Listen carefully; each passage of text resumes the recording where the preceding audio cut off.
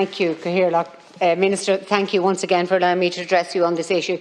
I mightn't even take the 4 minutes. But first of all, I suppose I want to thank you. And I would be one of the people that was quite critical in the very beginning in relation to how COVID has been handled. I've always been of the belief that this could have been given to another minister, that health was far too big of a portfolio, and that we did need a vaccination and a COVID-19 minister to support you in the role that you were doing. Nevertheless, I think you've done a remarkably good job, and certainly you have taken the criticism on board as it was meant to be taken. We have 37 centres operating 7 days a week, while people are heralding the 300,000, and I want to thank everybody involved in that. We're looking at 1,600 per day in each of those centres. Break that down to 12 hours a day, 97 per hour. My main criticism would be why we're not using the pharmacies, and why are they waiting? They have the capacity to deliver. Pharmacists are trained, experienced vaccinators, and they're ready to start vaccinating. Community pharmacists have the capacity to administer at least 50,000 COVID-19 vaccines per week. They can help the government reach their ambitious targets. Over 1,200 pharmacists have submitted expressions of interest to the HSE to participate in the vaccination programme. 2,000 are fully trained vaccinators are ready to go. Over half of the Irish population live within 1 kilometre of a pharmacy, and 85% live within 5 kilometres. Yet people in rural communities are being asked to travel significant distances to vaccination centres. There is only one vaccination centre in all of Galway. So if you're from Ballyconneely or in Connemara, it's a 3.5-hour round trip to get to a vaccination centre in Ballybrit. People in my own county of Meath are being sent all over the place to Louth, Dublin, Cavan and Westmeath. Why are people in rural areas being asked to travel often long distances when they can get vaccinated in their own communities? By allowing pharmacists to vaccinate, you make it easier, convenient and local for people.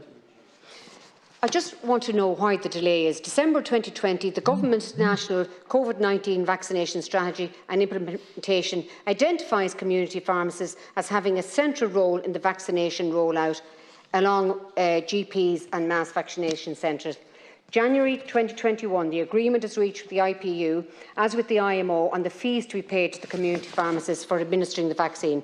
February 2021, it was announced that GPs alone will vaccinate the over 70s. No clinical reason is given for this decision. March and April 2021, you, Minister Donnelly, consistently state that pharmacists will partake in community vaccinations. May 2021, with mass rollout of the vaccine COVID-19 underway, people are still unable to be vaccinated by local pharmacists. No reasons are to be given on this delay. The Taoiseach, you, the HSE CEO and the Chair of the Vaccine Task Force have all consistently stated that community pharmacists will be involved. However, here we are in May and we still have no idea when or if they will be rolled out. The reopening of Ireland's economy and society depends on the pace of the vaccine rollout. So there's 2,000 vaccinators there ready and waiting to roll out in their communities in 1,200 pharmacies. The vaccination COVID recruitment programme closes tomorrow at 12 o'clock. I'm wondering if you can extend that. But also I want to let you know that there's 1,200 pharmacists there that want to partake in helping their country out. They cannot register as vaccinators on a Saturday or a Sunday. To go in there as a volunteer, they cannot do that at this moment in time. And I also want to say, Minister, people who have had 2 vaccinations, why do they have to wait until the 19th of July to be allowed to leave this country? Thank you. The role of pharmacies and pharmacists is one that I've been pushing from day one. I've engaged with the HSE every week on this, and pharmacists will be playing a role, and they will be playing a role very soon, so early June. As of just a few hours ago, that's the update.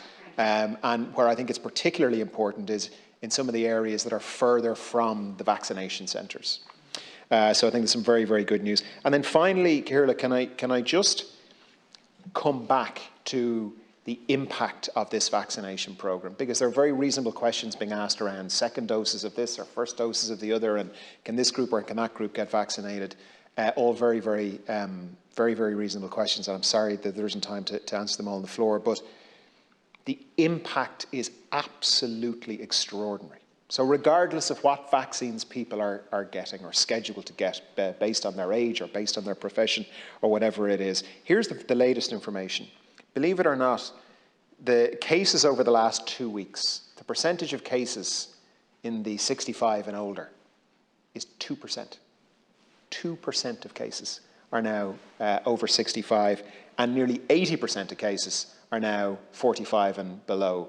The reduction in cases for healthcare workers, for long-term residential care, they're up in the 98, 99, 97%. So it's been absolutely extraordinary. So, Ciara, thank you for the extra time, and can I thank colleagues for their time and for their contributions today. It's greatly appreciated. I've taken a lot of detailed notes, which I'll be bringing back to reflect on with the department and with government. Thank you.